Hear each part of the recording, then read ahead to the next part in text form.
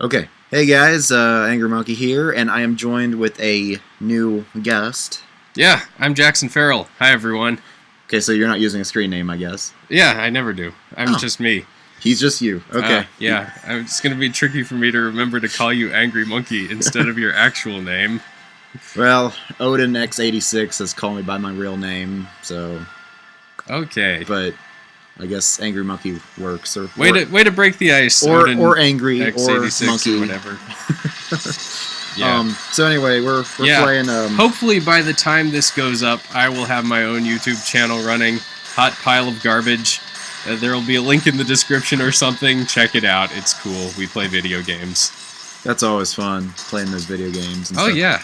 Yeah, okay. Speaking of which... Yeah, we should probably get started on this one. Okay. So, I guess either continue or start. I mean, this is a new... I should go from the beginning, right? Yeah. Would you like to overwrite that? So I got to create a new save file? Yeah. Okay. There we go. So, anyway, we're playing a game called 999, 9 Persons, 9 Hours, 9 Doors on the DS. Well, naturally, this is an emulator. I don't like to use emulators, but there's no other way to record a DS. Oh, this game is fiction. All names, characters, and incidents portrayed in this production are fictitious. Oh, thank goodness. Yeah, I really think that's funny when they do that, because I've seen that like even in a Dragon Ball Z, where it's like all the names and everything is fictitious. Any likeness to real events is coincidence. And I'm thinking, okay, so superpowered humans fighting aliens and androids.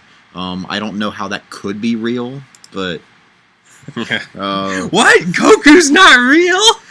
My worldview! No! That means that Frieza's not real. Okay. Well, I'd be glad for that, honestly. That's true. I mean, naturally I want Goku to be real, but any of the villains, I'm kind of glad those aren't real. Yeah. Okay, so we are greeted with the Titanic here. Okay. Hello, the Titanic. How are you today?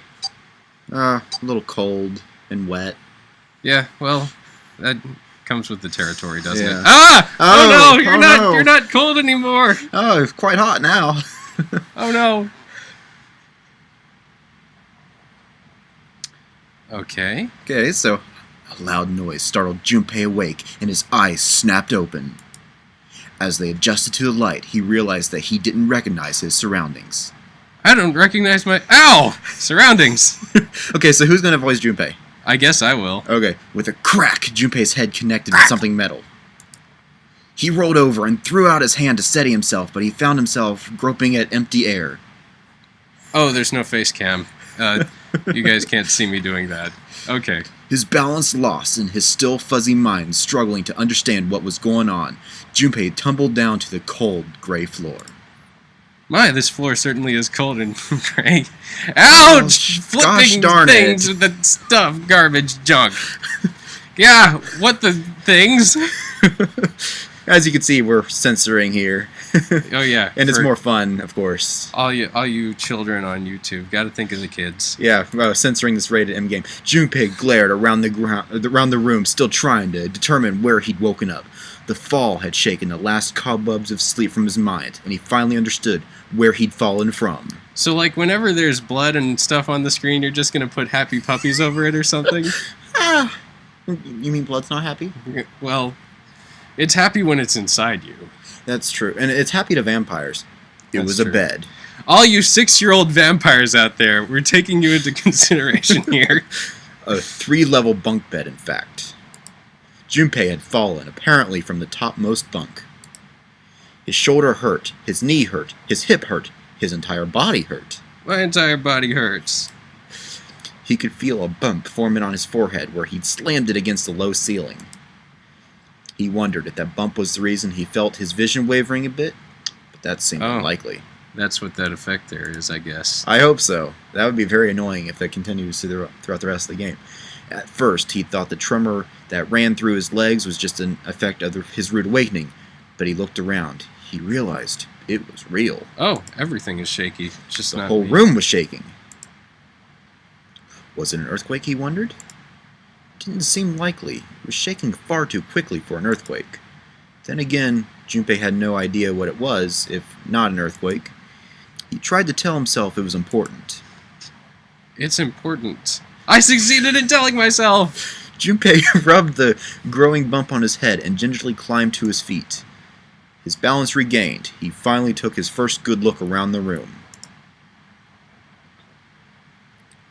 So that's the room. And muttered to himself.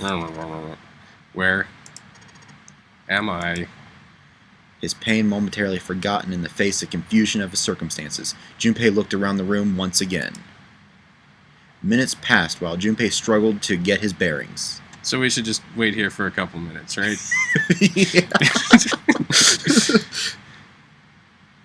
Then, as suddenly as they began, the tremors ceased. Okay, good. That was the game. That wasn't like the recording software. I thought for a second there it was going to make us wait. Anyway, cold silence. A cold silence fell over the room. From somewhere far away, Junpei could hear the sound of metal squeaking. Did you see how we added the silence in there for you guys just a moment ago? And I guess we got to do the metal squeaking. Squeak! Squeak! Oh, that's going to cause a dog barking. Oh, it would be really funny if we had a dog toy. It's the metal squeak. Squeak! Oh, yes! Future me, every time that there's a metal squeak... Actually, no, I think it does do that itself, but find some squeaking sound effect or whatever. Larry, edit that in later. He felt his stomach tighten. There were 1,000 things the sound could have been, but none of the things he could think of were good. In an attempt to distract himself, Junpei looked around the room once more. There was a stove that looked more antique than functional. I had no idea that was a stove when I saw it. The 3-level bunk bed had mattresses that were so thin they were little more than blankets. That doesn't sound so comfortable. No, it doesn't. On the other side of the room was an identical bed, and set in the wall between the beds was a slightly dirty iron door. Beds for days, son. Mm-hmm. First thing Junpei noticed about the door was the number roughly emblazoned across it. On the surface of the door, in red paint, someone had written 5. 5? What's this 5 mean? Suspicious and still utterly confused, Junpei approached the door, slowly. Standing at last in front of the door, Junpei grabbed hold of the L-shaped handle. A push yielded no movement, and a pull the same result. It's locked. A few more tries cemented the truth in Junpei's mind. It wouldn't open. It didn't matter how much he pushed and shoved, the handle wouldn't budge. I'm not strong enough. I'll have to level up. Grind some goblins or something. Next to the door was an odd-looking device that reminded Junpei of a card reader. It didn't take a genius to figure out the odd-looking device was keeping the door shut. Junpei knocked hard on the door. It's a really roundabout way of saying it's a lock. Hey! Hello? Is anyone there? Open the door! Bang, bang. There was no response. Junpei threw his left fist into the door. Oh, that's gonna leave a mark. And stopped. Wait, what? What the crud is this? He wasn't really sure what else to say. Oh, On I his can think of left plenty of wrist words. was a bracelet of a sort he'd never seen before. In the center was a large LCD display. It looked like nothing else so much as a watch, but it clearly wasn't that. After all, it showed only a single number. 5. That's the same as the door. You don't say. True, the numbers were the same, but he had no idea what that might mean. It's all coming together. Well, some of it anyway. Sorta. All he knew was that it was strange and new, and he wanted it off. Hate strange new things. Now I'm in the thick of them. Junpei flipped his hand over as if to remove a watch, but the other side of the bracelet was solid. No buckle, no clasp, nothing. He sighed and flipped the thing back over. You need a sigh. There were a number of rivets around the rim of the face, perhaps. He pushed them, but nothing happened. Pushing doesn't really make a sound, does it? There. That's Thank going you. to probably annoy the audience's ears there. But on a watch, they might be dials for adjusting date or time, but on this bracelet, they did nothing. What a shame. Junpei was at a loss. What was he going to do? Hoping maybe I could change my number to 6. Hey, 5's like the greatest number out there. That's. I thought it was really funny. It's like, oh, cool, this guy's got a 5 on his wrist. That's my lucky number. It's always been my lucky number. When people are like 1 through 10, it's like 5 because it's right in the middle. So you're almost guaranteed to win. My brother was almost every year number 5 in the roll call, the grading number sequence. Oh, really? Yeah, in elementary school and maybe even into junior high. But you know, he got sick of being 5. Honestly.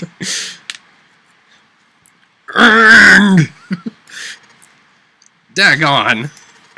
Ugh, it's no good. The frickin' thing won't come off. A steel ring ran from the face around Junpei's wrist and back into the face. He wouldn't be pulling the bracelet off any time in the near future. What the poop is the deal with this thing? Frustration and desperation were beginning to mix as the reality of the situation began to dawn fully on Junpei. No, the reality of the situation. So much was happening, and none of it made sense. Junpei felt as though he were about to explode. Where am I? And why the stuff am I here? Why? Why? What the poopy butthole happened? It was at that moment that he noticed the window. The window.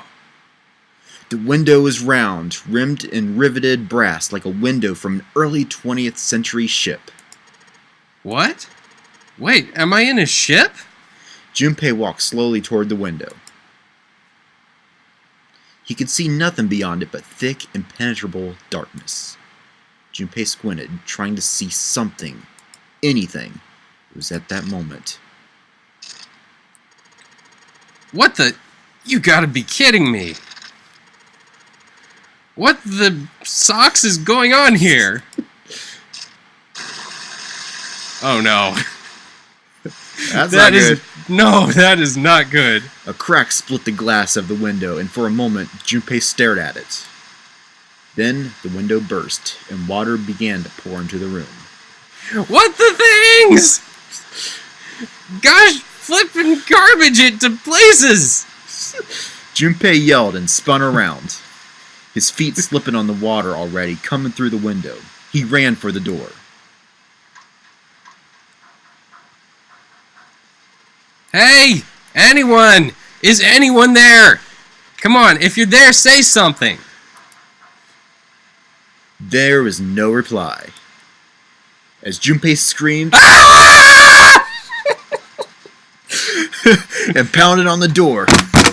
Whoa, careful! A little overboard there, huh? Yeah, the water began to rise. I'll tone it down. It was now ankle deep on the floor and rising quickly toward his knees. Oh no, my knees! Things were not looking good for Junpei. Not good at all. He needed to find a way out, and quickly. Junpei ran a hand across his forehead, brushing the sweat off of his eyes, and looked around the room. Okay, so it's just about puzzle time, huh? It is just now puzzle time. Now the question is, Seek a way out. is it next episode time? Or should we... How long do we want to make these episodes? I guess that long? Alright, that sounds good.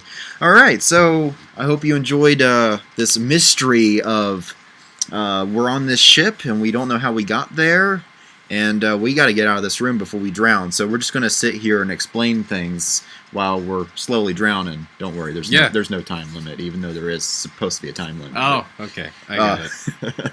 So, yeah, you could take like 4 hours to solve this, and you'll still be knee-deep in water. Or take 5 minutes and still be knee-deep. So, whichever. Anyway. Are we still live? Yes. Oh, okay, cool. So, anyway, join us in the next episode, and we're going to try to figure out how to get out of this room. So, if you guys are excited for some puzzle action, stay tuned, because there's going to be plenty of that. But, I love puzzle action. This is my favorite thing. Anyway, this has been Angry Monkey. And Jackson Ferrell of Hot Pile of Garbage. That's right. And we're going to say goodbye for now, and see you guys in the next episode. Goodbye for now, and see you guys in the next episode.